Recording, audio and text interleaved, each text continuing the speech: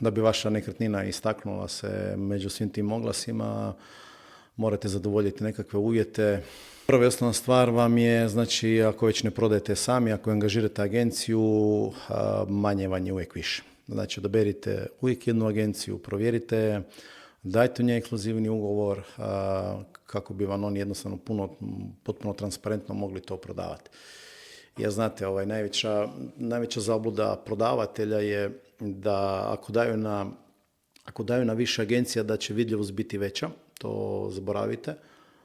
Kako će vam neko prodavati nekretninu ako je mora sakrivati. Zna da nije jedini i jednostavno morat će je sakrivati jer ima straha da ga kupac ne zaobiđe i ima strah da ga neka druga agencija mu ne proda tu nekretninu. Tako da i ona jednostavno oni u marketing neće ulagati. Kad imate jednu agenciju koja ima mali broj nekretnina, jer gledajte, van klasičan agent ima 2-3 nekretnine do 10, 15, 20, to je uvrh glave.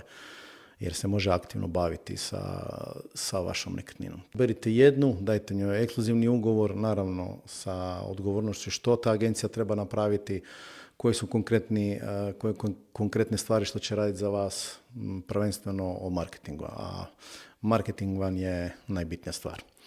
Tako da investirajte, znači, u vrhunske fotke, u videa koje danas sve prodaju, virtualne šetnje, plaćeni oglas na Google, na social mediju, kampanje, jer kvalitetan marketing izdvojit će vam vašu nekretninu od svih onih masa koliko ih ima. To je moja preporuka što biste trebali napraviti da prodate svoju nekretninu. Ali najbitnija stvar, to sam zaboravio reći, vam je realna procjena vrijednosti.